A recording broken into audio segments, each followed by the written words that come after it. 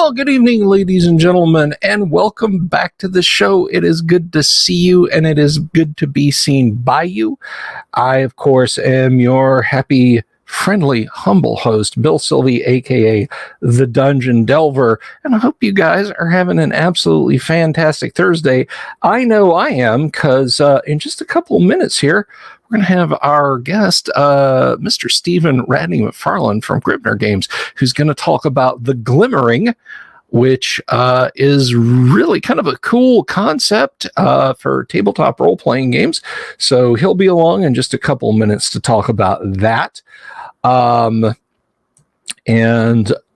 then, of course, tomorrow night, we'll have a little preamble ramble, and then at 9 o'clock, we'll be live streaming some Gamma World. Now, I know normally that wraps up your week, and you're like, okay, thank goodness we don't have to pay attention to Bill anymore. But guess what? We have a special live stream on Saturday. Matt Finch of Mythmere Games, Matt Swords and Wizardry Finch, will be here to talk about a really cool new project that they've got going. And I'm excited. Matt's excited, so he'll be here, and we're just gonna put up our feet and crack open a cold one and talk about some cool stuff that they've got happening. A Road March 36. Good to see you. I was a little concerned when I saw your YouTube comment today.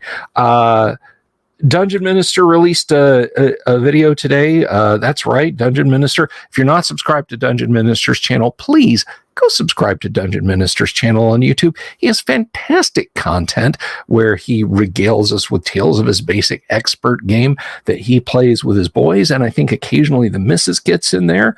The Return of the Honeybees, that's right. Cyborg Commandos assemble form of a 1970 station wagon. You know it. This sucker was made in 1974 and has the wood paneling and the quad stereo in it. And I think if you push a button on the dash, a little mirror ball drops down. But you can really amp up my opening screen. Okay. Derek, man, good to see you. TJ, hello, Robert Phillips. But anyway, I don't want to spend the whole evening just running my mouth, especially not when we have a wonderful guest waiting in the wings. So just before we bring him on, though, I do want to remind you that tonight's episode is brought to you by our friends at Hellebarde Games. Hellebarde makes the kind of adventures that they'd like to play, whether it's for OSR, 5th edition, or Castles and Crusades. Old school is in play at the table, and you can find them on DriveThruRPG or at their website, hellebardegames.com. Love us some Hellebarde. Well, thank you, Jack. Thank you very much. Well, I have a great audience, and also I have a great guest. So without further ado, please, everybody, let's give a big hearty Delver's Dungeon welcome to Stephen Radney-MacFarland. Stephen, how the heck are you? I'm doing good. How are you, Bill? I can't complain. I mean, I could, but only like 24 people would hear me. So, yeah, I'm very happy to come on and chat gaming and talk about the Glimmering and whatever else strikes our fancy. Thank you very much. Yeah. So I want to get into all of that. You know, my audience knows how well organized I am. So we'll try and do this in an order that makes sense. But if I seem to be skipping around and you have to drag me back on topic, you go right ahead. Now I'm going to go ahead and say, assume it's okay to call you Stephen, because Mr. Radney-MacFarland would be a little bit much to say. Yeah, when I taught game design, I used to tell my students, I'm like, you can call me Steven. My family calls me Steve. That doesn't bother me. You can call me SRM. Asshole, fine. You're going to want to do that from time to time. I'm going to do one thing here. I am a single fellow on the tech front and everything else. So sometimes I gotta pause and make adjustments or say something to someone in chat. Connect you're in Hillebrand neighborhood this week. Excellent. Excellent. Dread Gazebo. I like SRM. Reminds me of BattleTech. Well, there you go. Short range missile, striking for 2 points of damage in groups of 2, 4, or 6. I know my BattleTech stuff. There we go. But anyway, our sponsor, Hellebard. Okay, I gotcha. But anyway, Stephen, tell us a little bit about yourself. I ask everybody who comes on the show, so you're no exception. You're not getting off the hook, mister. I don't expect to. You're not special. When did you first pick up the torch and sword and venture for playing games? I sort of stumbled into it. I grew up on the East Coast in the Washington D.C. area. My father was a federal cop, and we ended up moving to the San Francisco Bay Area right as I finished elementary school. So Okay. I'm in a new place, don't know anybody. My father had a coworker who had a son about my age. He was having a birthday party. We drove up to Petaluma to go to the birthday party. I come in, I'm just expecting cake and ice cream. And all these young fellows were sitting around this table with these weird books and throwing around weird dice and having a good time. They're like, "This is Steven." And they're like, "Give Steven one of the hirelings as a character." And we played against the Giants. We were in the steading, and I had no idea what I was doing. Look at this, it was AD&D First Edition. Mm-hmm. With this very complicated character sheet, these strange dice, but just had a fantastic time. And I ended up going home and cannibalizing just about every single one of my board games at home for dice and pieces and parts. And I tore apart my Battleship thing to make a GM screen and tried to replicate what this crazy game that I played. And then, the few friends that I'd made in the neighborhood subjected them to it. And they're like, "This is cool." And I'm like, "It's really cooler if you've got the actual game." And somebody at school had an older brother that was getting rid of his D&D books. So the first book that I owned was the Duotone Tomb of Horrors. And just that just started the craziness, and it's been a lifelong obsession ever since. Excellent. I mean, your first two D&D books, or your first two D&D encounters against the Giants, and then Tomb of Horrors, somebody's, giving their kid, like, "Here's your first record, Steven. It's Through the Outdoor by Led Zeppelin." That's just like, start off at the top and then work your way down. I love it. Definitely that sort of thing. And and so in my parent, this was all during the Satanic Panic. Like I said, my father was a cop and was going to these seminars on Satanism in your backyard, but he just thought that it was all just malarkey. And all of a sudden it really kickstarted my desire to read everything, and my grades shot up. And so I was lucky that I had one of those parents who are like, "We don't see any problem with this game. He hangs out with a bunch of great kids. His grades have shot up. He's now reading more than he ever has. Like, if there's evil in this game, we don't see it." So I was blessed with having great parents in the 80s. Yeah, that is, you dodged a bullet. In personal experience, I can tell you dodged a big bullet there. I'm glad your folks were fully on board with it, rather than, getting all caught up in hysteria as seems to happen. John says his parents were the same. That's great. Good evening, Yang. King on the Mountain, listening to tonight's stream is giving me hair. So let's have kept our flowing locks. But that's okay. Yeah, Yang, you wear that chrome dome very well. If I woke up tomorrow and I was bald, I'd look like Mr. Potato Head. It would be horrible. So I'm thankful for what I've got left. And so that's a heck of a story, and it just stuck with you. Were you a gamer all the way along? Did you set it aside for a while and then come back to it later? Or No, I was a gamer all along, and it was really good because, you know, at that point in time in my father's career, we ended up moving around a bunch of places. So we were only in the Bay Area for a couple of years. We moved to New York, we moved to Colorado, we moved back to New York, we moved down to DC, and every time I moved, you know, the sort of secret language of the game was a way in which I made new friends.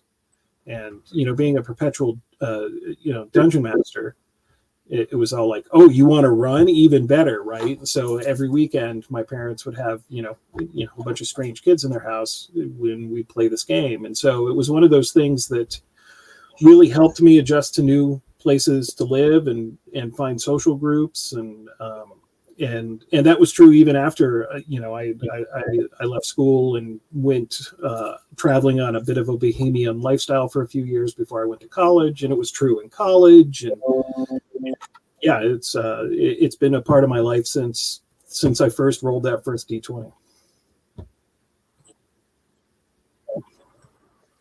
That's excellent. So you said you did some you've done some game design teaching. Tell us a little about that.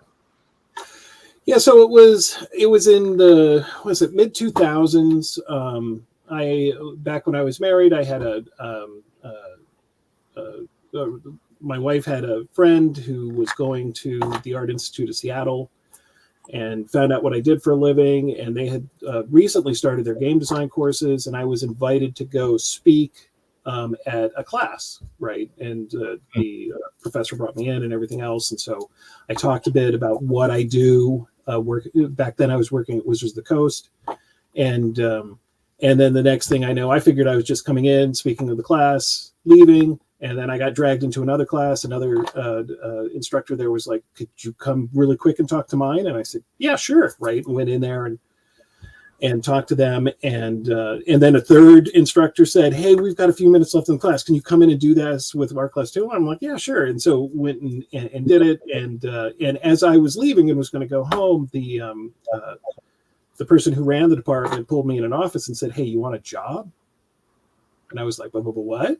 And he goes, yeah. And, you know, I noticed he was sitting in the back. He's like, you'd be great at this, and you've got the experience and everything else. And so I had to go back to Wizards and go, hey, these folks want me to teach. And you have to go through a whole process, you know, where it had to be approved by my VP and my manager and the legal department. And the legal department told me all sorts of weird stuff that I just ignored. And so I ended up teaching there and at a couple other places around the Seattle area for a few years.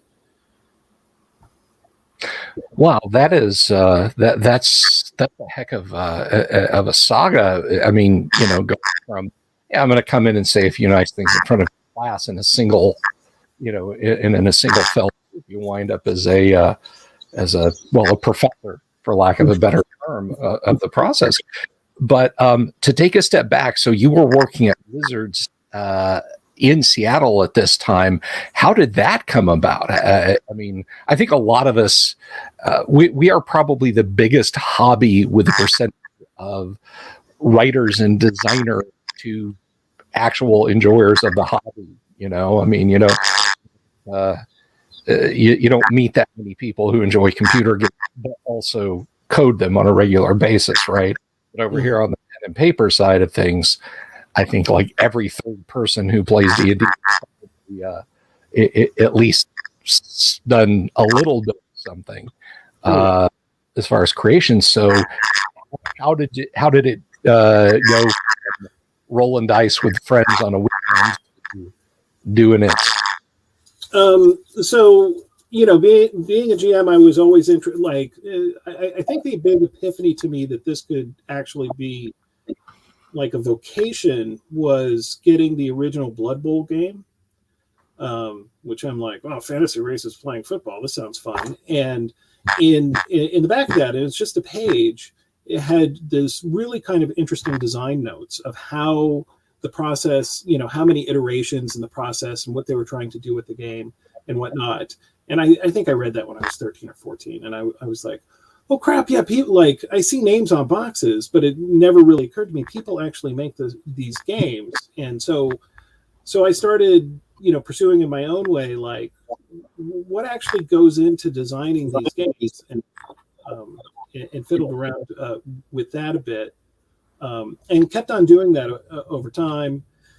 And I'd write into Dragon magazine and get rejection letters, and and that kind of thing, and wrote my own stuff, and then when I went to college, I still did kind of the same, and then I became involved with the old AOL TSR online, and through that I actually got my first paying gig in the gaming industry, and it was of all things doing it was the Wizard of the Coast had just bought TSR. Mm-hmm. And they wanted to make a Realms encyclopedia, an internal Realms encyclopedia. And they hired a whole bunch of people for peanuts, either product, like $25 in product or $25 cash, to go through a book and basically every proper name, write what it said about that proper name. It was basically that in main concepts. And I got Elminster, the Making of a Mage. So by the end, I had a spreadsheet with 500 entries because it's everything, right? It's just he's dropping lore all over the damn place. A friend of mine who got paid exactly the same got murder in Haurua and had about 15 to 25 entries in his spreadsheet. And then they were still doing this project, and I was about to take a group of finals, and they're like, Stephen, we'd like you to do this, I think, for Spellfire. And I'm like, I can't do that while I'm doing finals in college, guys, right? So I sort of dropped that. But I was also really involved locally in the RPGA. I go to conventions and play in the various tournaments and Living City events and stuff like that. And so after I graduated from college, I ended up moving to the Seattle area through a company that I had been working for. They moved me out there and everything else. And so I was looking for an RPGA group out there, and ended up talking to Jeff Quick, who worked for Wizards of the Coast at the time, and got involved with basically the RPGA group that met at Wizards of the Coast. Mm-hmm. And it was a weird timing because they were playtesting 3rd edition, but I was new, and so they couldn't talk to me about it. They had this code name. It was called Doing the Do, right? They're like, oh, we're going to do the Do this weekend. And I'm like, hey, what's the Do? And they're like, mm-hmm. And eventually I found out what it was and everything else. But I was working on like the local newsletter for that, and I was very active. And Jeff Quick at one point said, hey, Stephen, I'm actually going to move. He was basically the editor of Polyhedron magazine at the time. He's like, I'm going to move to a different position. You should apply. You've got the background for this. You've got a publishing background. You did journalism and everything else. You might want to apply for this. And so I did. And at one point I thought I got it. And then the Wizards got a bit weird. And then I didn't get it. And I found out that Eric Mona got it. And I'd known Eric Mona through at least online interactions and reputations and whatnot. And I'm like, oh, that's kind of a bummer. And then they announced Living Grayhawk. And I'm like, oh, yeah, I can see why Eric got that. Because, he's a hardcore Grayhawk guy.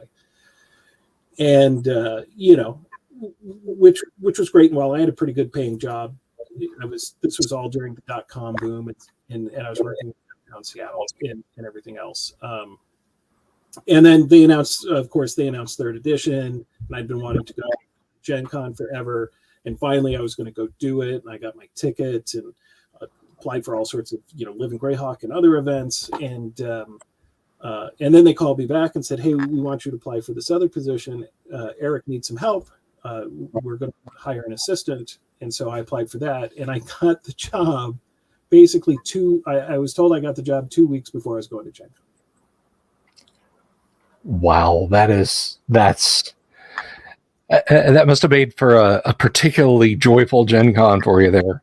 Yeah, it was fun, and definitely kind of interesting. And it was a great Gen Con, and I met Gary Gygax and all sorts of people, and the people I was going to work with and everything else. My boss was pissed, although happy for me too. He was a good boss. mostly because part of my 2 week, in fact, it was a week before I was going to Gen Con. And so I was taking a week off for Gen Con, and I already put in that thing. He goes, so I don't even get 2 weeks. I get a week, right? And I was like, yes, sorry, man. And that's how it started. So I started as the editorial assistant in the organized play section of Wizard of the Coast, the RPGA. Eventually, there was a restructuring, actually came quicker than you would think, where Polyhedron and everything went to another section of the company. And then I got this huge pile of work that was the RPGA at the time. The actual sort of, the convention organization and content management and everything else. And all sorts of things that Eric said he would do in his free time. But as I started doing the math, I'm like, this is a ton of work. And so I had to find ways to manage that and expectations and everything else. And did some things people found quite controversial, but actually stood the test of time in the long run. There's basically a whole bunch of people trying to tell me how to do my job. Some of those people were my bosses. The rest of them were on a very fledgling and very vocal internet. But that worked out.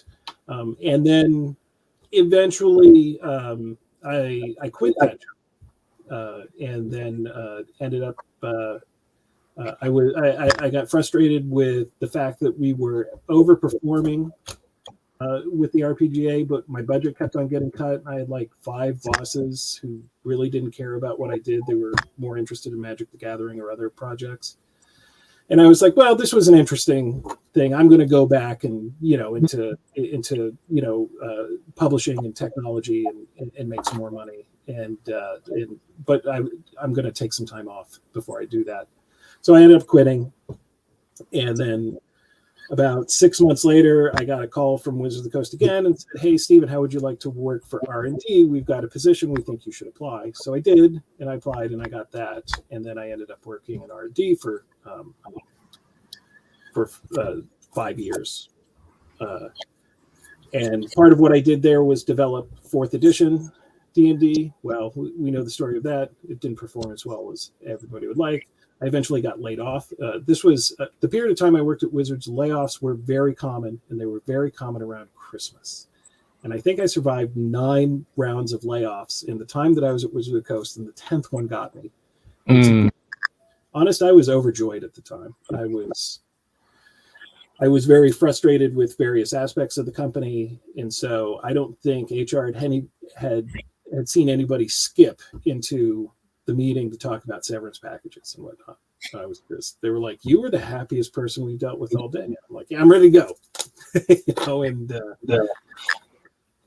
then not soon after that, Paizo gave me a call and asked me if I wanted to work on a couple of books. And then that started my jump off to working at Paizo for about 10 years. So you really had some headline exams during a tremendous time for I guess the second half of D&D's life, or at least the second half so far. Now let me ask you something. I got to go just full graybeard grognard on you here. Sure. When you were working on the Living Grayhawk stuff, was there any direction, any admonition, any marching orders, or ignore Gary stuff except for names and maps, or was there embrace it all, or just focus on building on the stuff that Carl Sargent did, or what was that experience like? No, there was definitely, with Eric, basically starting Living Grayhawk and the original circle and whatnot, the whole campaign as a baseline had a lot of Eric Mona's, sensibilities to it. And that's a good thing. But as far as the marching order, like Grayhawk at this period of time was really strange. Eric is very passionate about the setting and put together that wonderful, with the work of others, that the Grayhawk as a Tier, which is a fantastic book. That was kind of the setting Bible. in R&D and brand for D&D, they were just like, hey, we just want to use names and stuff, right? There was that kind of attitude, and they had already kind of changed the pantheon little bits and stuff like that.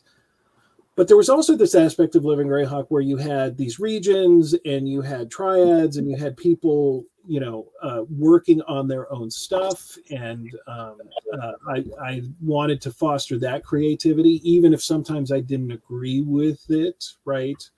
And so one of the things I learned very early in Living Grayhawk was unclench and let the various regions kind of do what they want and just provide the structure of how to do it. And then, picking up great people to work as the circle contractors to help organize this, massive sort of thing. There wasn't a whole lot of Grayhawk direction coming from brand and R&D. Most of the direction I got was, we want people to buy the newer books. How do we do that, right? How do we get them to buy Sword and Fist? How do we get them to buy, various other splat books and everything else? And so that was stuff that from the top down, I'm like, all right, give out treasure that's in the new books, give out, player options that are in the new books and everything else. But there wasn't a whole lot of direction from either one of them about this is how you present Grayhawk. Interesting. And I think ultimately isn't that the most Grayhawkian thing of all? Because, the questions would always fly at Gary about where's this, who's that, what's this? It's not covered in the box set. It's not in the folio. And Gary's response was, well, what do you want it to be? Right. In fact, I remember having a very sort of tense conversation with Creighton Broadhurst, who was one of my circle members. And that man is steeped in Grayhawk lore, right? And we were talking about some sort of initiative, some sort of adventure group that we were going to do. And he pointedly says, well, that's not what From the Ashes implies, Stephen. And I'm like, and I looked on the phone with him, and I'm like, Creighton, you do know we just make this shit up. Like, Carl Sargent just made it up. We just make it up. Like, find a way, like, use some creativity, find a way to justify it, because that's all we're doing here is we're just making stuff up. There's not a magic telescope that we're looking into an actual world. I said, now, I get your point. We should be respectful to past creations and what's said before, but can we find a way around this? And he's like, yeah, well, we could do this. And, it sort of shook him up a little bit. And yeah, it's one of those, Stephen, that's not how I see Grayhawk. And I'm like, well, everybody sees it a little bit differently. Try to find a way to get along and, meld your visions and realize that they're unreliable narrators in fiction. And there's a place for everybody here to tell their story. I don't really like mandating what I think a story should be. I like people to sort of flex their creativity, and that's always the way that I tried to treat the Living Grayhawk campaign. Is I want individual regions and triads and adventure writers there to tell the story. I might read the story and go, yeah, it's not my cup of tea, but that's not the point. That's why you have that kind of structure. And I mean, I think that's the best, most positive attitude to have when approaching anything role-playing game related. I mean, it's so some people have latched onto this phrase, but when I had kind of a similar experience to you when I was a kid. No D&D, so I like my first D&D book was Keep on the Borderlands. Right. Not my first module. My first D&D book was a module. Now, fortunately, the one that attracted my eye, Keep on the Borderlands, just happened to have the tables and charts and just enough explanation of how D&D worked that I was able to figure out how to essentially work D&D at its guts. And then I just made up stuff that I thought was fun. And I oftentimes wish that more people would do that, Don't freak yourself out at 3 a.m. over, oh no, I said Ayuz was living in this city and not Molag. What do I do? Nothing. Nothing. This isn't Tolkien. This isn't it's you can change that stuff. It won't break anything. Yeah, I mean, we're just making this shit up. Right. One of my favorite adventures of all time is Temple of Elemental Evil, with all of its warts and everything else, right? Every time I go back and I read that adventure, I find something new. And I've played various versions of that adventure, tweak the storyline, and change certain aspects and stuff like that, and try to make it kind of new and fresh.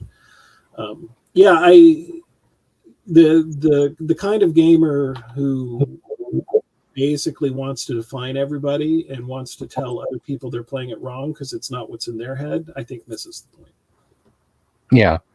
And I mean, hopefully they kind of come around and unclench a little. But speaking of lore and world canon, you've got something kind of interesting under your hat. Tell it. So what's going on with the Glimmering? All right. Where to start? All right. So first off, the company itself is called Gripnr, and it's a technology company that was started a little bit more than a year ago.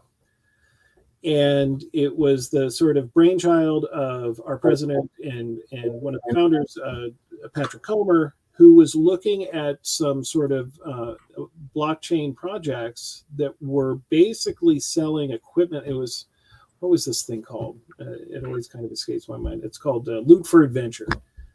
And it was, basically just black and white, a JPEG of black and white text that's like, here's the equipment that's in your backpack or that your adventure has. And that was it.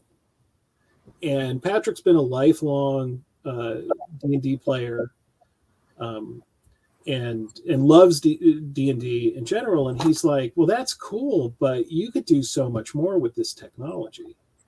And he owned a company in New Orleans that dealt with survey information and everything else, and so he started doing surveys on like if we did role-playing games on the blockchain, would that even be an interesting thing? And so he did some surveys, and the surveys came out pretty good. But he was still kind of uncertain. And so he went to another company in the New Orleans area, a startup studio called Waverly, and sort of pitched his idea to them.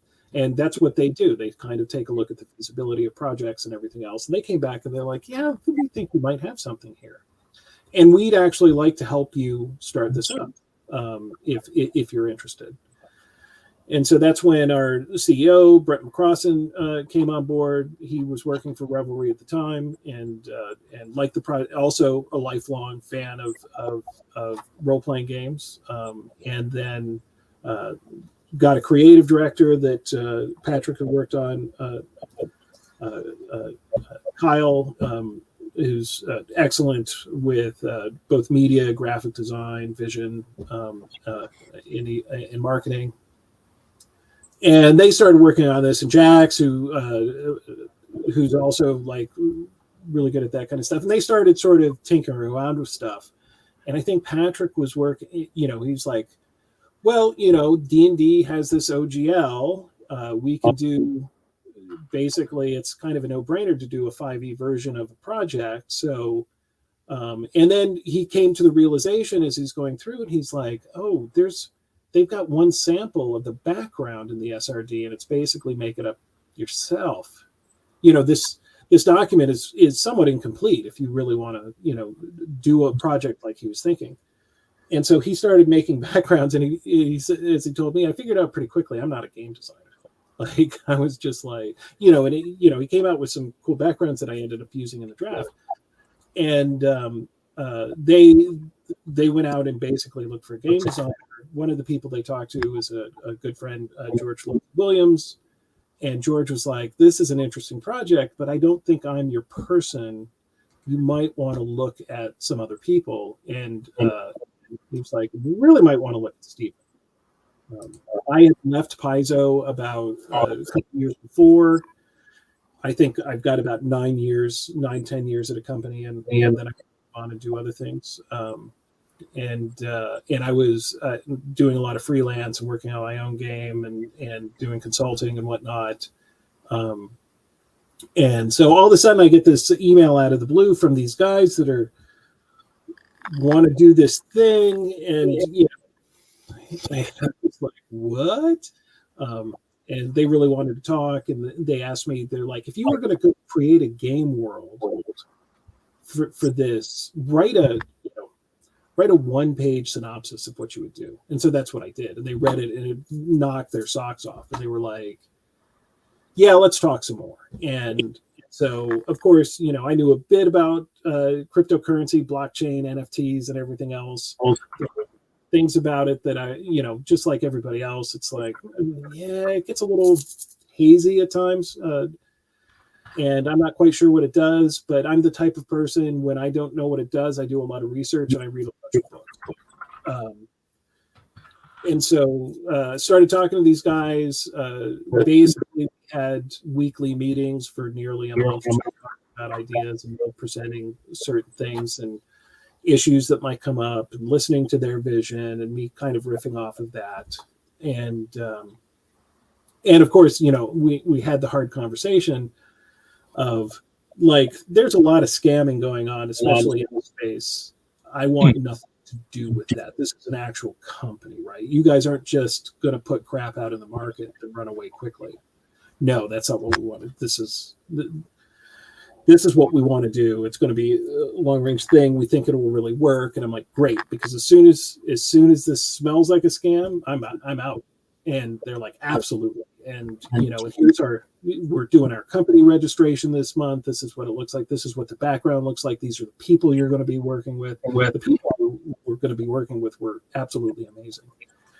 And so I think it was December 20th of 2009 or 2020. What year is it? 2021. They offered me a job.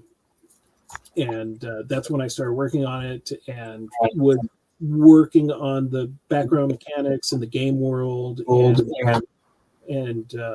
eventually we had to call it a thing.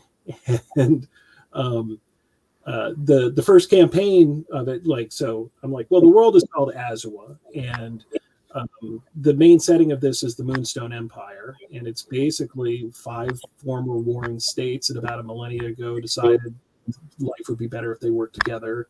One's the homeland of the orcs, one's the homeland of the dragonborn, one's the homeland of dwarves and gnomes, and the other one's the homeland of halflings and wizards, and one's is the island realm of the elves. But 1,000 years later, people live in all sorts of things. So you got dwarves living in orc homeland. And one of the things I really wanted to do was get rid of race and then split that up into ancestry and homeland. So you could have an orc character that was living in Coronon, which is traditionally the human and halfling thing, and they can take traits of those people. And so you could have like a humany orc and a dwarfy, elfy dwarf, and all sorts of fun stuff in there. And so that was one of the first things we decided to deviate from normal 5e rules. And then came up with the Dark and Stormy Night, which is kind of our introduction. We knew what the basic storyline was going to be for the first campaign. It involves this strange phenomenon called the Glimmering, which was actually in the hint of that was in Patrick's original notes. And I latched onto that and was like, oh, we could do this kind of thing with it. And they were like, oh yeah, let's do that kind of thing. And it could be the basis of the whole sort of mystery and storyline campaign. And so as they're like, Stephen, what do you call this campaign? And I'm like, oh Jesus, what do we call this campaign? And I think it was our creative director. Why don't we just call it the Glimmering? Because that's what it's about. And I'm like, that's a great idea. Let's do that. And so, yeah, and we've been rolling with it ever since, both on the world design side, the game design side, the technology side, the user interface side, the marketing the art side, and everything else. And so it's been a really, it's been a crazy year in change, but it's a very fun year in change. Indeed. And just what I've looked at from this is it seems like a pretty slick approach to it. And I like how you're taking almost, I mean, from a design standpoint, there seems to have been this almost stratification in recent years of, well, the orcs got to come from here, and the lizard men got to come from here, and the humans all live over here, and the elves are all over here. When that's not really how it used to be. I don't know how things got so separated like that, but how you guys are mixing it up, like you say, you got an orc that lives in a human city, you got an elf that lives with the gnomes and the halflings, and and it just vibes, and I dig that very much. But as hard as it might be for some of our audience to believe, and brace yourselves, IT people are nerdy RPG folks too. A lot of the times, I know it's a shock. It comes as a huge surprise to people. The thing when you guys first reached out, that really it made me kind of lean towards the screen and go, that sounds kind of interesting, was the idea, and it's right here. It's a splash on the glimmering.com, which I will put that up there on the big screen. Yes, my audience is blown away by that. But the right there, it says the world's first 5e TTRPG on the blockchain. So for those of the audience who can use like a quick 30-second primer, what does that entail? Tell us about the Glimmering being on the blockchain, and we'll roll from there. Sure. So the first thing that I always point out to people is the blockchain part of it is entirely optional. We're going to be creating settings, stories, rules. Those will come in PDFs and books in the way that you did. And if you don't want to deal with the blockchain part of it at all, you don't. The blockchain part is really kind of the organized play system. So if you want to become involved in basically our version of Adventurers League or Pathfinder Society or something like that, this is where you come in. And it's got certain perks. Your play will affect the sort of direction in the campaign. If you're playing in a home campaign, GMs do that anyway. And so what that involves is, the first thing is the key to that kingdom is is your hero, right? And so that's where the initial NFT comes into place. Basically, you mint a hero, and this involves the general, your ancestry, your homeland, your background, your class, your stats, and your given name, and then a piece of artwork, which is basically linked to that character as well. And so to be involved in the organized play system, you get that. That basically is your key to our interface, which is sort of a matchmaking program where you can find tables and games to play various Glimmering content, both what we call main plot and subplot. Main plot adventures are the adventures that we publish that are basically the main storyline of the Glimmering. But we've also got these subplot adventures, which allow individual content creators and GMs to make up their own content for the Glimmering. And so everybody's going to play, like the main storyline in the system, but it's going to be punctuated by bits and pieces that maybe nobody else is going to play, or, you get a certain choice of what GM and what they want to run and everything. And so, and as you play, your character, of course, goes up in level.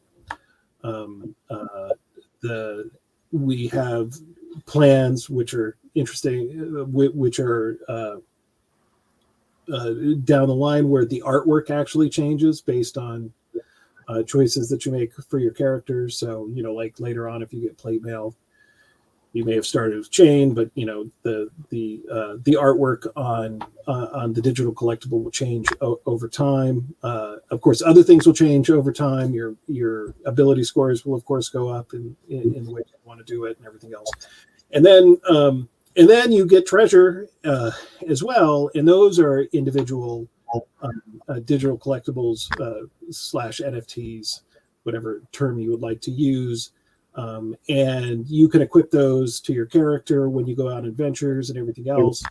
And the interesting thing, and which is one of the things I love about blockchain, is that character is yours, right? You can sell it, you can trade it. There's a license involved with that character that you could write your own stories with that character in mind. You could market it in other sorts of ways, and those bits of treasure are yours too. You can, back in the day, you used to have in Living City and early Living Grayhawk, you could have magic item certs and you could transfer them by signing a thing. Blah blah blah. Now you can just go ahead and go on to whatever marketplace you want, and sell those things and transfer them to other people. And so it's basically the blockchain part of it is not only a way for us to track the organized play, story and progression and everything else, and give out treasure and whatnot, but also to do that in a decentralized fashion that allows people ownership of their assets rather than, it's like, you're never going to get something like, okay, well, we're going to get rid of that magic item because of whatever reason. It's our system and whatnot. We're going to lump, any sort of mistakes we make in that because that's the way the system works. And so, yeah, that's basically. That's basically how it works. And the question is, let's see, will you have options for physical book items? Absolutely. Mm-hmm. We just published at least our first few printer copies of our introductory adventure, Dark and Stormy Night. We are going to not only, and you can get that, it's a later version. I'm about to update the versions. You can get that on Drive-Thru RPG for free. You can get it on our website for free. You might wait a week because we've made some changes and updates to those, including our first deep delve, which presents our ancestries and backgrounds. I'm working on deep delve 2, 3, and 4, which is classes and or backgrounds and classes, and then spells, because we've made some changes to spells, and then equipment and whatnot. And the goal is to eventually put all of these rules and everything else. 2 books. One is the Hero's Guide, and one is the Hero's Guide is geared towards players. The Creator's Guide is geared towards GMs and people who want to create within the system. Oh, great.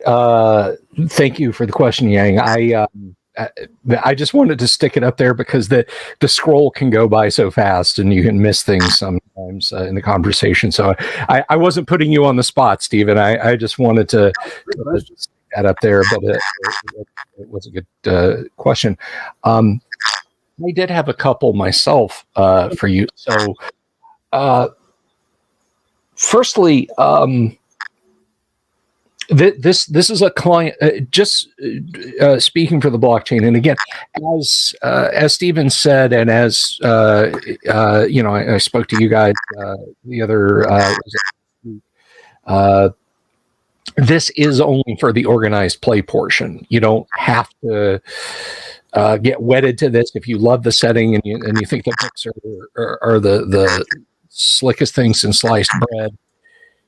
But you don't want to you don't want to worry about the blockchain stuff, and don't. That is just for the organized play. And the other the other point that I was wondering about that was, though, is there anything that the player or the dungeon master needs to do? Are there apps to install on a mobile device or desktop or anything like that, or is this handled all through front-facing web, or what? Yeah, it's dealt with through front-facing web on March 30th. We're not only going to unleash our second round of Genesis collection. We're going to do 1974 of them for obvious reasons of the Genesis collection, but we're also going to open up our play platform. And the play platform is web based. It goes on there. It's not only a matchmaking service for finding games and everything else. It's got a character organizer in there. That's where you equip whatever equipment that you have. So while various parts of that, the most important parts are tracked on the NFT character, we also wanted the flexibility. Like there, when we first started this project and everybody was excited, it's all like, could we have a full character tracked everything on the blockchain? And I'm like, and I was the first one to go, I don't think you want to do that, right? Because people like a little bit, especially in organized play programs, people like a little bit of flexibility for their characters. And so, for instance, all right, so last time I played this character, I chose this class feature or whatever. I was dumb. That really just wasn't working out. I said, you have two options there. You can have this sort of retraining option, or you can just give people the flexibility to go. It's the same character. It's just right. It's you go into your home GM and going, I picked the wrong spell. Can I smooth that out? And most GMs who aren't assholes go, yeah, of course, right. I don't want you to play a character you're not enjoying playing. And so, while certain things, especially with tracking, are hard coded into your Genesis collection character, there's a lot of flexibility, and so basically that thing unlocks a key where you can make other choices and track things. Our wonderful user interface expert Brennan was showing me the newest online character sheet, and of course they're like any sort of tech project, he's like, this is a fill-in form now, but we want to add sort of auto populate capabilities, but of course we're running out of time and everything else, but the thing is just gorgeous and it's really well organized, and he's done a really fantastic job with it and is constantly working to improve it. So, and after the whole OGL thing, we decided to actually make more drastic changes to the game. And so he was asking me today, he's like, carrying capacity, I need the formula for that, right? Because we had to slightly change the formula for that. We definitely didn't want to get hardcore with it. Like the 5e formula for carrying capacity it's incredibly generous. We wanted to be incredibly generous, but we made some changes to ability scores in our newest iteration. Mm-hmm. So, it's one of those things where, tech and creative and game design and everything else just working together in this fantastic way to put together not only a product that I'm going to be very proud of at launch, but we already know the places that we want to improve. And it's so good that I've been making the case, and my bosses are listening to me, that like I'd like to eventually unleash this as a project for GMs, whether or not they want to play on the blockchain or not, to not only use it as the sort of organization and matchmaker program that it is, but for character sheet and campaign tracking and stuff like that as well. I think it's very slick. I think the user interface is excellent, and I think we could make slight changes in that to give not only people who are interested in the Glimmering or whatever other games Gripnr puts on our protocol down the line, but just to help them, with their own games, no matter how they're playing it. Well, you actually dovetailed quite nicely into a couple of other questions that I do have. If someone is doing a more, say, they're doing a Dragonlance 5e or something like that, can they still use these tools to manage their game, or will you in the future open these tools up for manipulation and by DMs to use in their games? Yeah, I think with sort of the caveat that, one of the things that I've been very, very forceful on, and rightfully so, and we've seen the reasons why down the line, is you've got to be respectful of the ways in which Wizards of the Coast is licensing 5th edition or any other kind of edition, to make sure you don't sort of tread on the stuff that they want to stay protected. Keep protected. Whether or not you can, there's a serious question about whether or not you can really protect those things. But I believe in, being a good partner to my ex-coworkers over Wizards of the Coast, right? This is how they intend the SRD to be used. We run a weekly stream, and I've got this very enthusiastic member of our team playing in it. And I had to tell him one of the spells he picks isn't in the SRD. It was in Xanathar's. We can't use that, right? You got to pick another spell. And he was grumble. But I mean, as somebody who was there when the OGL started and has worked with the OGL for 2 decades now, I strongly believe in being a good partner on that. Whether or not we've decided to use the Creative Commons license, but following that not only to the letter but to the spirit, right? So, for instance, even though there's some question with the new Creative Commons SRD 5.1, whether or not you can actually put beholders and mind flayers in it, we're just not going to do it, right? Because it's clear that Wizards of the Coast doesn't want you to do it, at least as far as the OGL. They haven't come up with any kind of statement that says they want to do it, and they want to open that stuff up, and so I just think that's kind of the right thing to do. That being said, using the base tools, they might not have sort of the auto features that we can do for our own campaign. How they use a tool, that's up to them on how they use the tool. Especially if it's for their own private campaign. So I don't see a problem with, you're playing a Dragonlance thing, you're using these tools for your campaign, as long as you're not putting it out in public and publishing it. I think you'd still be covered under the fan policy. And so we don't want to create an interface where people can sidestep either the Creative Commons license or the OGL in order to publish this stuff. But there is a fan policy, and it's about the scope of your own game and what you're producing and who you're distributing it to. And I mean, to be certain, when I talk of that kind of usability, that's really what I'm striking out at. I've made it very clear on the streams and every, regardless of any personal feelings about what any one company is doing, we respect intellectual property. I'm a creator. I know there are illegal PDFs of things I have written and still make money from out there on the internet. I can't do anything about it other than say, please don't do that.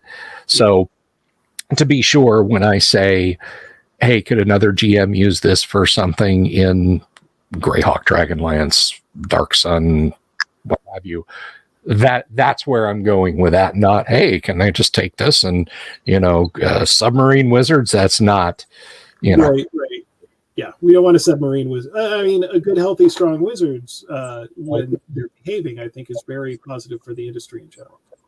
Yeah. I mean, we've seen when they misbehave how bad it can be for everyone.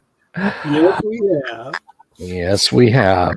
I may have seen it more than one, or more than most. But yeah, may you live in interesting times. That's always my favorite curse. Yeah. That's some people think, oh, what a wonderful saying. Yeah, it's not.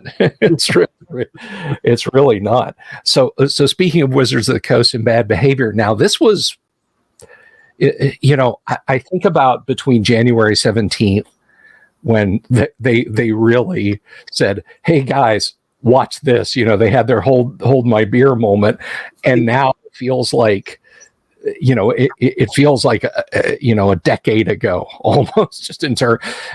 Like I was saying earlier to Matt Finch, actually, he and I were talking, and he's like, oh man, your channel's blown up. And I'm like, Yeah, dude, there'd be days when like I would do a video and then another video and then I'd get a leak from somebody and I do a video about that. And it just everything has blown up. But so this being well before we met, and yet at the same time, only, like 20 days before we met, one of the things that we were kind of throwing popcorn at the screen and laughing at Wizards over was when they said, well, the digital stuff is really just about us like protecting, like we don't want people to run out and do NFTs and stuff like that. We're like, BS, nobody's doing, when that little bit of news dropped, did you guys kind of clench up? Yeah, I mean, to be honest, like, it was, what's really funny is when I started working on this thing, I've got a fairly decent reputation in the game industry, and I got a lot of like, Steven, what are you doing? And I'm like, actually, I've looked into it. I think, the technology is really interesting. There can be something here. And of course, this was at the time when, one, there's a whole bunch of, you can't find a better word for it, fuckery going on in the blockchain space. There just was, and there still is. And people were getting angry about it, and rightfully so. And there's questions about power usage, and we were very careful on what blockchain we decided to put it on, and the reasons why. And it's because one, they not only have better technology for it, they're looking to have basically zero effect on the environment, and they're striving in that direction. So everybody on the blockchain side of it, everybody thought we were crazy for choosing Polygon. It turns out now Polygon has been is now lauded as one of the good guys in the industry, and other people are flocking to Polygon. And so we were like, told you, like, we did our research, and a lot of people were like, well, it's you. This doesn't make sense to me. My head just exploded and everything else. I'm like, just wait for it, right? I'm like, I'm not going to go out. I'm not going to try to argue with you. I'm not going to try to evangelize. Just watch what we do, right? Not what we say. And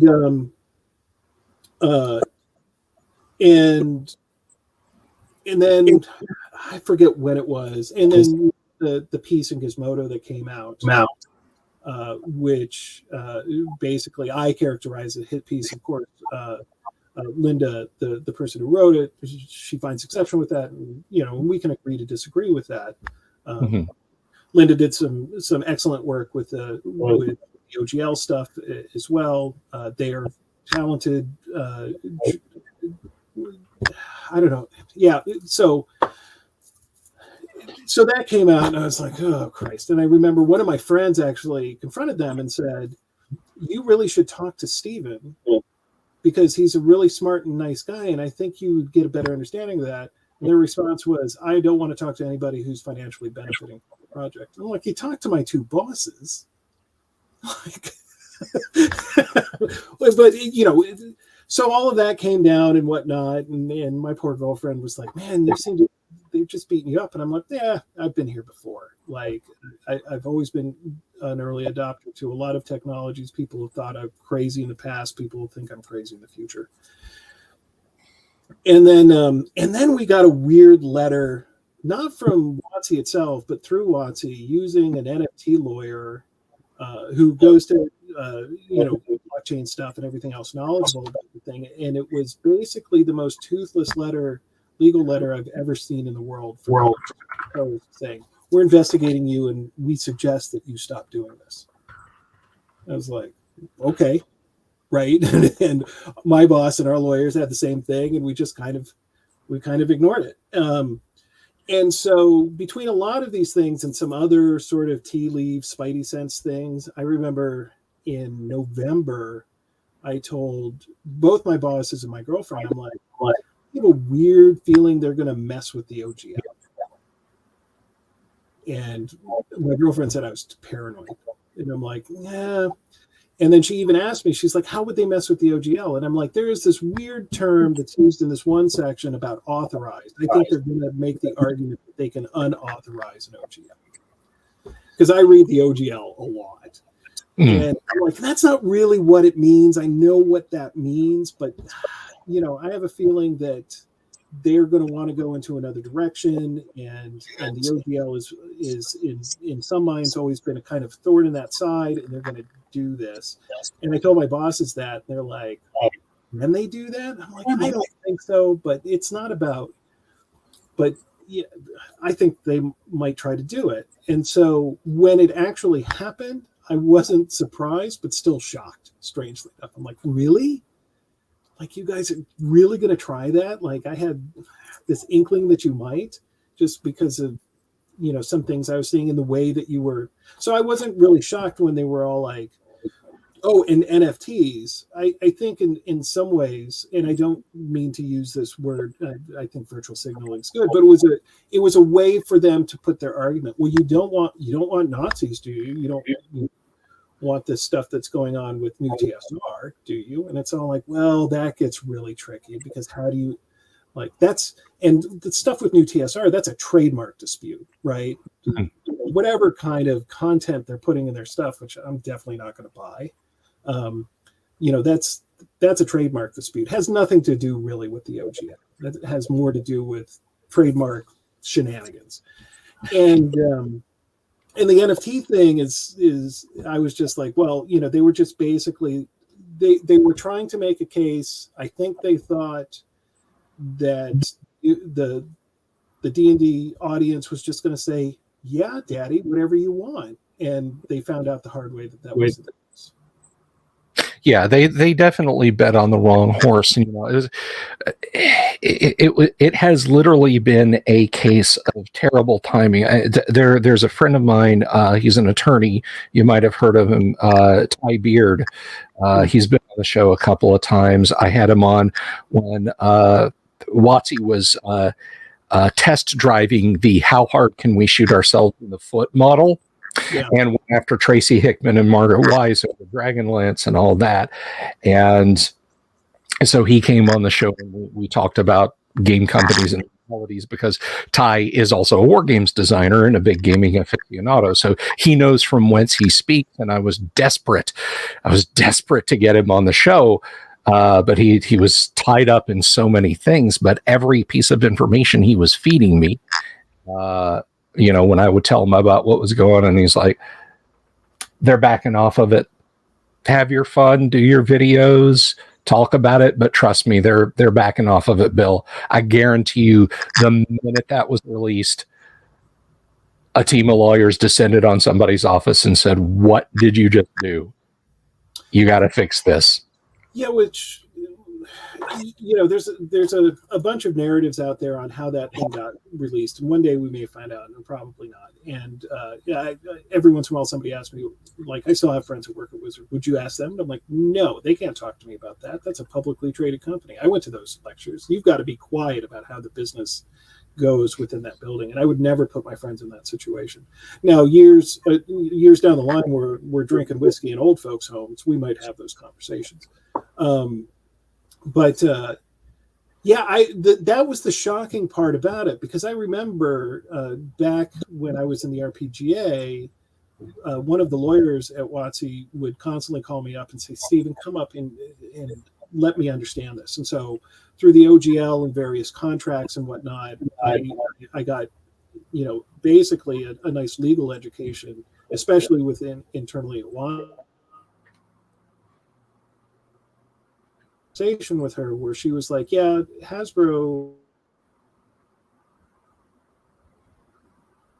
We're having a little connection breakup with you, Stephen. Oh, yeah, we are. Oh, there you are. Okay, you're back. There we go. There was once upon a time, at least this was, she told me, and I, it's hearsay to a certain degree, but Hasbro looked at the OGL wondering if they could get rid of it, and their conclusion was no. They just couldn't. Obviously, somebody made a legal argument that kind of stuck, at least for a while. But yeah, I have. And then, the craziest thing that happened is my day job turned from designing this wonderful project to talking to lawyers.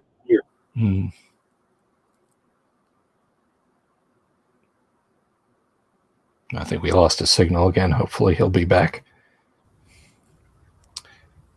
And I think I'm back.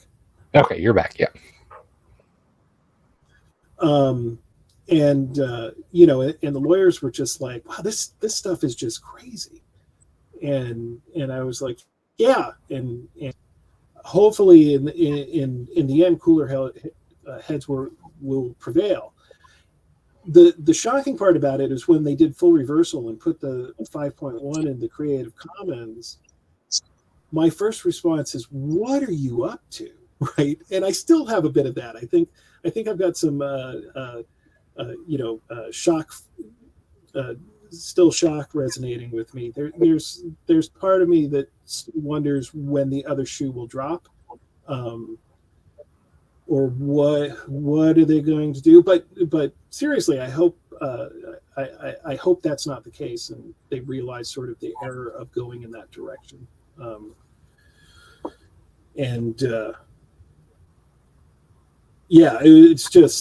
It was probably a few of the most stressful weeks I've had in a long time.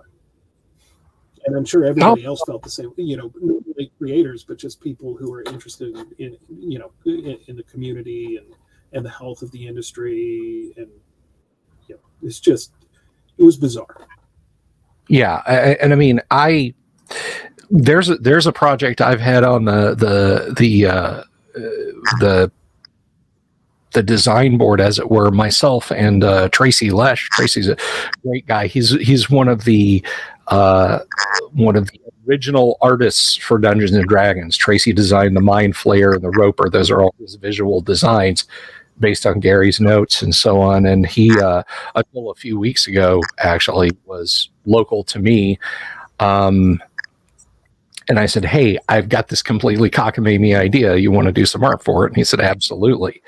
So, you know, and it's going to be an OGL thing, but that skews very, very hard to the old school. But I hope everyone will read it and enjoy it and enjoy the art.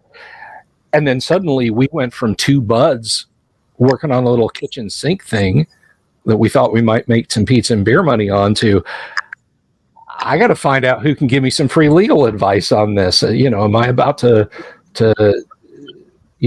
enter shark infested waters here?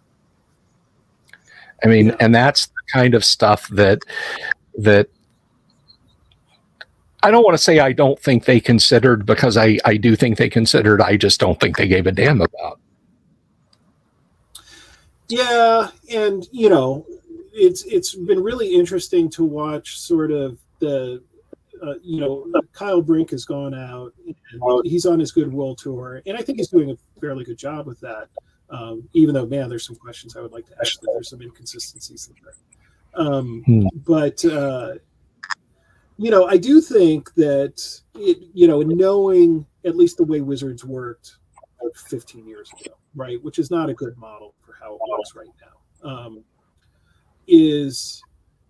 I think this was somebody's pet project, and they just grabbed the ball and they went running for it, and everybody else just went, okay, yeah, all right, and and they sold them a bill of goods, and nobody sort of, or the few people that probably did stand up and go, hey, isn't this a lot like what happened with the 4th edition GSL and other sorts of things, and Gleemax that happened before? They were just like, we're smarter, and just kept on running with it.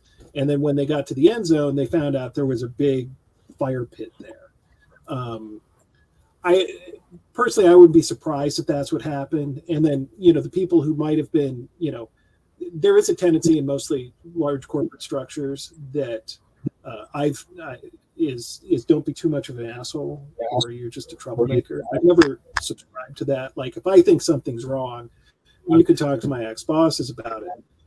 I will jump up and down and say, this is just wrong, and take a look at this thing. And they get very annoyed with me and everything else, but I've also got a fairly good record of being right, and then realizing when I get new information that I didn't see, I'm like, oh, never mind, my concerns are assuaged. But I just have a feeling that that's what happened. And then they had to deal with the big fire pit that was sitting at the end zone. Yeah. Yeah, well, it's going to be interesting, and I fear that I have dragged you so far afield from talking about the Glimmering and what's going on with that. The one other thing I will mention is that, and I may do just a brief video on this tomorrow, just for my audience's sake. Apparently, first week of April, Wizards is having some kind of confab. They've invited. Basically, if you're a media person, no, I haven't been invited. They'll fly you up to Wizards of the Coast, and you can. They'll spill their guts. They'll talk about everything that they're going to be doing and going forward. Basically, a goodwill, come and tour the facilities. Everyone is happy to work here. No one is unhappy. Kind of moment. And I think we're probably going to get a clearer picture after that. Yeah, I saw it. I only briefly saw it in one of kind of the YouTube things that I occasionally take a look at, and it had a very vague title. It was some sort of like, "You won't believe what Wizards did." I'm like, "Oh, what did they do now?" And then he was, a young, very enthusiastic, very nice streamer whose name I don't remember now. Was talking about getting this thing and being invited to Bellevue, Washington, to go to the Wizards of the Coast. And I'm like, Wizards of the Coast isn't Renton. Like, they have offices in Bellevue, right? But there's part of me, I'm like, I don't think they're taking you to the Flash Cube offices that I worked in. I think I don't know what they're doing, but I have no doubt, they're still on their their Mea Culpa tour, and I think this is part of it. And quite frankly, if I was Wizards of the Coast, I'd be doing the same thing, right? They've got to, they have to do everything they can to bring people back, into the fold. And they keep on saying it's all like, well, this is just them being nice. No, because they were financially affected by it, and they know it. And so if this leads to a real sort of what I like to call a come to Satan moment, and Wizards of the Coast said, we need to really sort of build back those bridges that we just burned. Great, absolutely. They should positively do that. If they want to go out to more shows and everything else and be, more in the community or whatnot, that's great. That's fantastic. I think that's what people want. At the end of the day, it's all of our jobs, no matter if you're, sitting in the Wizard of the Coast Flash Cube or you're sitting in your basement creating stuff for people. It's our job to make fun, and don't make things not fun. I mean, a very simple, basic philosophy, but I think somebody at Wizards of the Coast forgot that. Exactly. Don't make things not fun. And it's so funny. The high water mark I shouldn't say high water mark, the low point of the 2007 debacle, because again, I play an older RPG or two, was probably when they pulled all the old PDFs. Basically they made potential pirates out of people that were absolutely willing to give them money. Which was mind-boggling. And I feel like that was yesterday. I mean, it was 2007. That's 15 years ago. My youngest daughter was 2. My was 5. It feels like forever ago, but it really wasn't. And I'm kind of I'm kind of astounded that they went back to that poison well so soon, but then again, it's 15 years. So strangely enough, some of that is my fault. Really? Them pulling down the PDF and everything else. Yeah, inadvertently. So I told you about how I got a teaching gig and everything else. I was teaching a class about level design in just in general, but also in tabletop RPGs. And so one of the things that I did was I brought them copies of various versions of from Temple of Elemental Evil, level design of how it changed over time with the Village of Hamlet. And I brought in all sorts of handouts and everything else. And these are kids sitting at computers, and I'm passing them out, and they're not looking at my handouts at all. They're just staring at the screen. I'm like, are they playing video games? What the hell are these kids doing? And I look around, and they're all looking at the PDFs on their screens. And I'm like, where did you guys get these PDFs? And they're like, oh, you can get them on, I forget what the website was.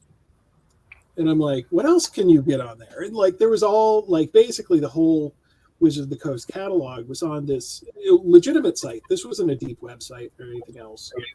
And I remember going to, basically back to work, and I'm like, and I sent an email to them with my Wizards address and says, hey, you've got this on. This is actually a bit of copy work that we're trying to actually sell over here. Why is this for free on your site? And they were all like, well, unless you work for the company. I'm like, look at my email. Like, look at what are you talking about? And I went and I talked to my friends in legal and everything else. And they were like, oh, well, thank you for letting us know. And then the next thing I know, not only were they taking all of the PDFs down, they were going out and actually suing people who had them up on this site. And I was like, well, what you're doing? What? Like, what? Why are you doing this? Well, we need to protect our IP. And one of the guys that they were suing, I'd actually met through the RPG. I'm like, this guy, I think he was just using a thing. Like, quite frankly, this guy's not the brightest guy in the world. I think he was just using it as kind of the cloud before there was really, people started using that term. And I'm like, I don't think this is the way we should be doing business. We can be smarter than this. We can, like, again, this is not fun. Why are you being not fun? Right? We can work with this company. They're new. They're doing stuff they shouldn't be doing. Like, why is the first thing this aggressive latch down everything? And there was this kind of paranoia that's was going around. But I was like, that's not why I told you. I pointed out this problem, and you guys just really overcorrected into a point where it's not correct anymore. And they're like, well, Stephen, you need to see the whole picture.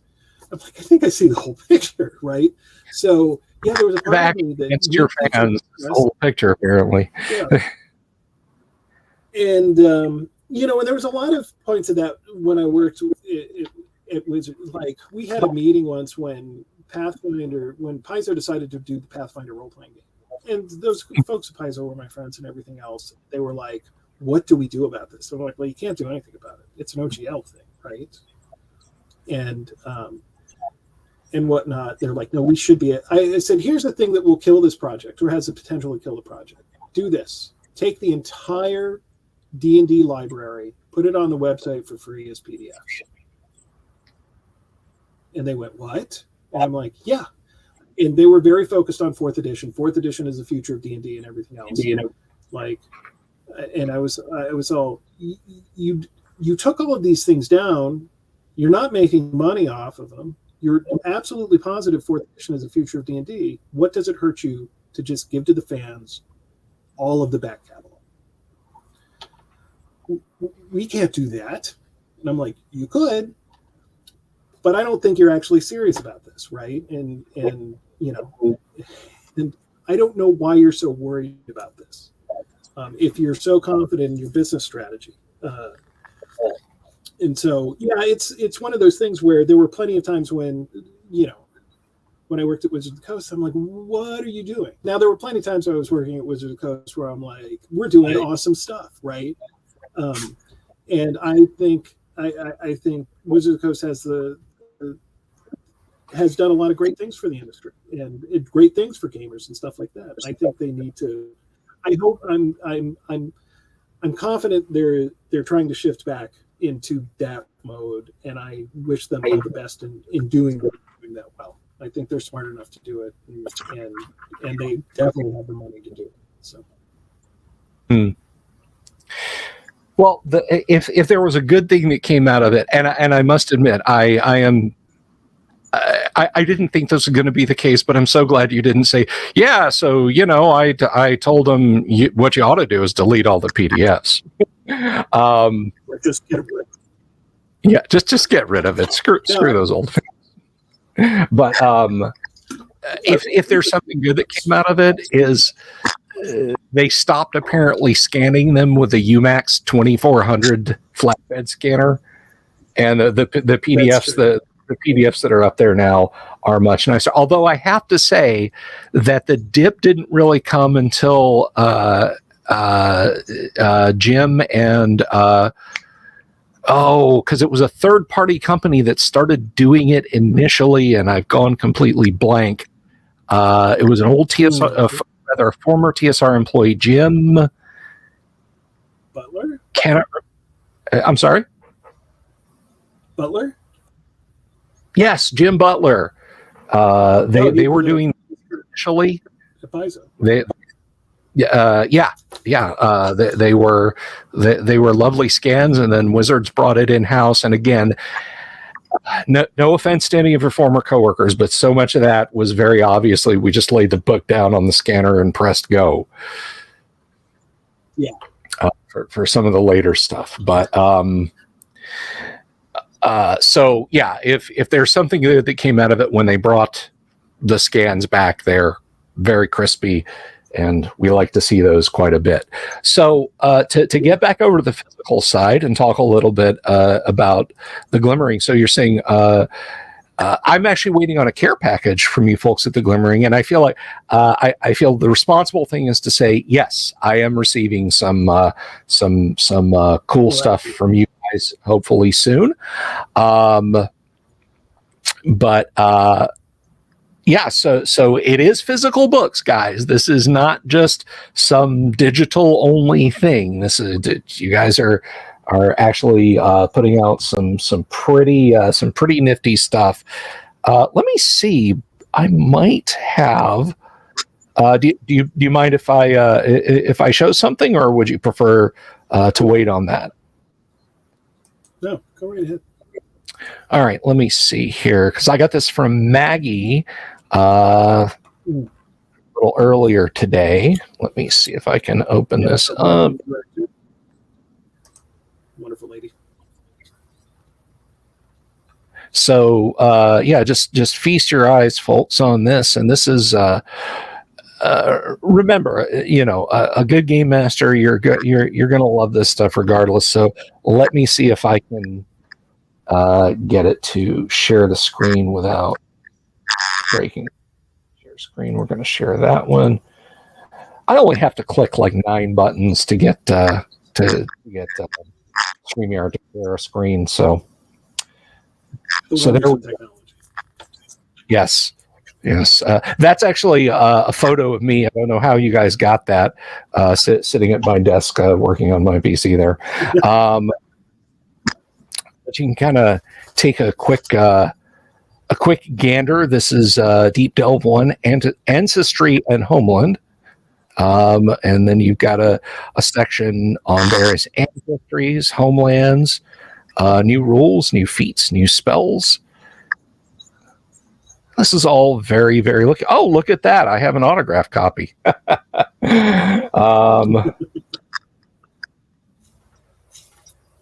Now you're using for your. This is actually. Okay. What's that? This is actually my Genesis collection. Yeah, so that I use it as an example because, of course, I'm probably not going to be playing in the campaign. But this is what the Genesis collection character looks like, or at least one of the thousands that we can create with our art Legos and whatnot. So that's the key to the organized play kingdom right there. Excellent. So you're using now we had discussed this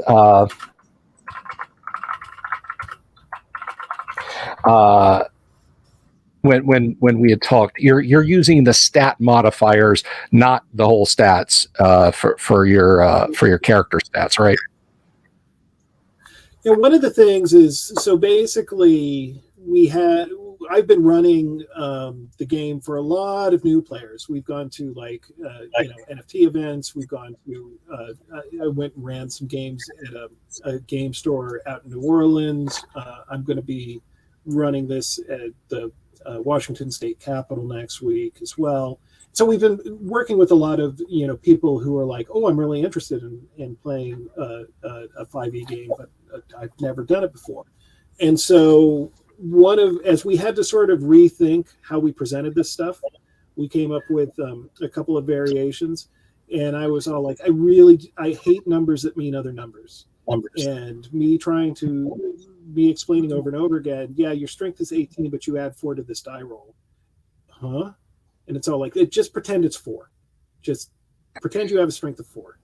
I know that might piss off grognards and everything else, but just think about it that way to new players and whatnot. I'm like, yeah, let's just use the ability scores, the modifiers for the scores, and the bosses were like, oh, okay, it'll be fine. We'll just pretend it's tunnels and trolls.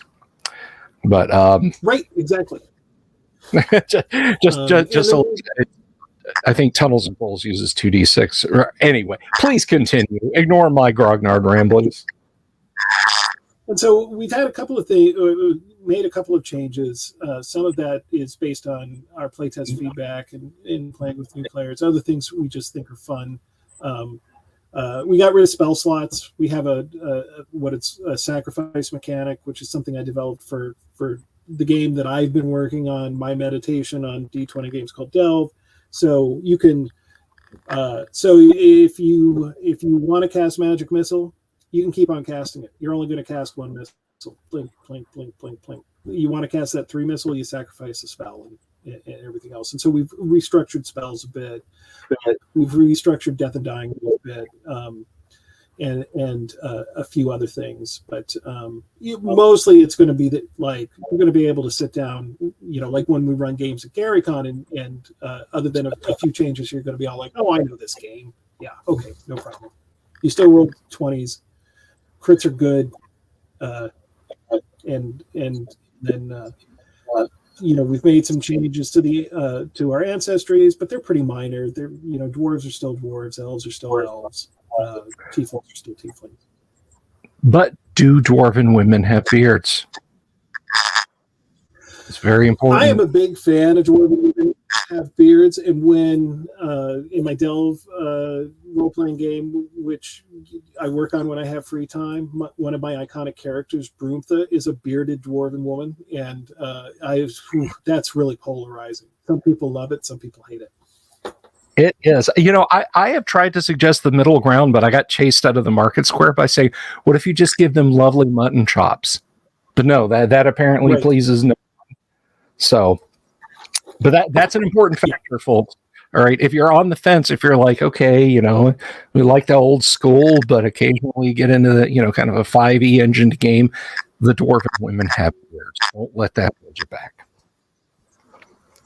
So I hope you don't mind. I'm just kind of browsing this while you're talking. I'm a sucker for picking up an RPG book that has good art, and you guys definitely are showing some good stuff in the sample here. Yeah, our team is amazing. Justin, Angry Blue, our colorist John Rauch, and our other artist, for whatever reason, I just talked to today. OmniGraphicon. He's gonna give me shit for forgetting his name, but it's also late and I haven't had dinner yet. So. Hey, don't. Do I look like a man who misses many meals? No, I don't. But so I certainly don't want to keep you away from the dinner plate too much longer. So, what is the one overriding thing that you want to kind of want to keep on scrolling? Keep on scrolling. Oh, you want me to keep on scrolling? Okay. Keep on scrolling. Get to the homelands. Because there's some fun stuff in there. But what's overriding? That is, yeah. I like that. That's got a Spine of Night artwork vibe to it. I love it.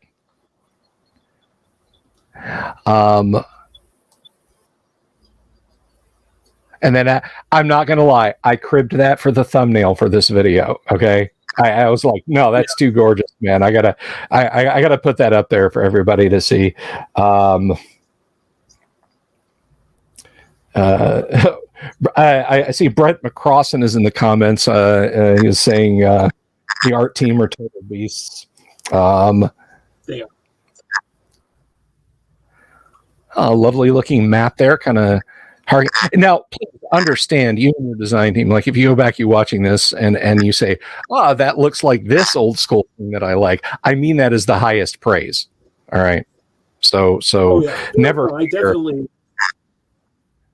This is, the artists on our website have a much prettier map, but this is my sort of design map that I did and organized, and it's totally riffing off of Darlene's Grayhawk map, absolutely. And it helps me sort of organize sort of space and placement and everything else, because those are some of the first maps that I really fell in love with. Yeah, I think all of us, like between this and the map of the area around the Borderlands, that's just like imprinted right on my corpus callosum, man. That's like, there forever. I feel like I could find my way around Flayaness or the immediate surrounds of the keep, assuming I didn't run into the mad hermit quite well. Right. But no, I was actually going to ask you something, and it was just a devastatingly good point, and of course now it's gone out of my head. But so this launches. This is March 30th. This rolls out, correct? Yes. That's when we're opening up more Genesis Collection characters. The 1974, 1,974. And then we're also launching our Play on Chain platform at the same time, and getting the people in on the organized play section. Right now, so like I said, there's older versions of Dark and Stormy Night and Deep Delve 1 on our website and our resources page you can download. We've made some changes and some updates to those documents. They should be going up next week. Deep Delve 2, Backgrounds and Classes, is coming very quickly. Deep Delve 3, Spells, and Deep Delve 4, Arms and Equipment are all coming out relatively soon. As far as, we've got a mega dungeon that we've done the first level for. It's called the Power. It's a nice 1 hour, very quick play experience, sort of timed. It really puts you through the gauntlet. It's really made for you to play kind of multiple times until you get through. That'll be going up as well. And then, of course, we're going to be at GaryCon, and we're running a bunch of events there. We're going to run Dark and Stormy Night, Tower of Power, Strange Solstice, which is the kind of kickoff adventure. Even though you really should play Dark and Stormy Night first, they sort of glue on together. And then we've got a couple of seminars there. We're just for fun, we're going to run D&D Trivial Pursuit, because I don't know if you've checked that out, but that game is hard. John Peterson really did a number. I may have to check that out, because I'll be there looking for something to occupy my time for a couple of days. So hopefully I'll see you guys there. I do have one more on point question. Then I know you've got to get some food in you. But so as far as the Glimmering pen and paper, just talking about the Glimmering, is that open up for third party development? Oh yeah, absolutely. It's and in fact, it's one of the things there that's open up for third-party development. If you like the rules and you just want to steal them, that's great. If you like the setting and just want to play it, that's great. The kind of normal things you would do. One of the things we really want to do as well is I mentioned, when you have your Genesis Collection NFT, that artwork and the idea of that character and everything else is totally yours. but we really want to do we want to have a creative license where you can actually create in the world as well, and it's not behind sort of the wall of of we want 50% and everything else. We're hoping that you like our setting and our rules as much as we do. You want to play with them, and we want to give you the ability of not only playing in them, but to create in them as well.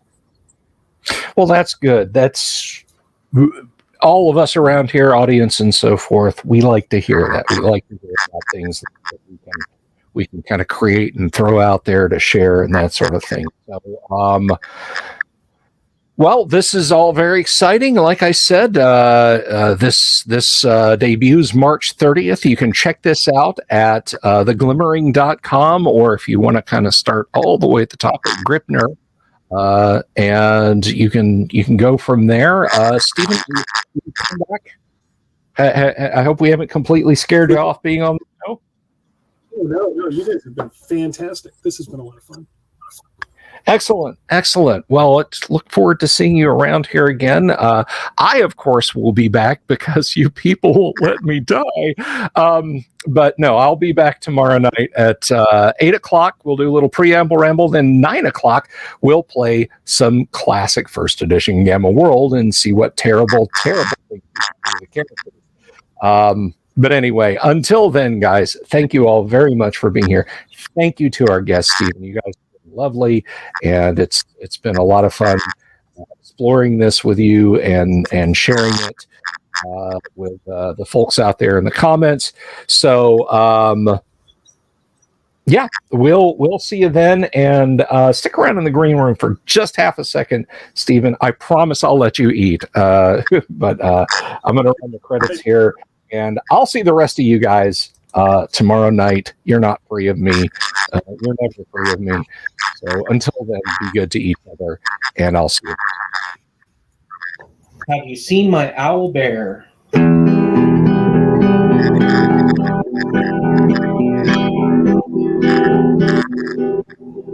Here's to all the weirdos everywhere in the woods and in the air. Have you seen my owl bear? Should I shave off all my hair? Bobs are all around. Some live in tunnels underground. Some are fat, some are rich, some are sleeping in a ditch.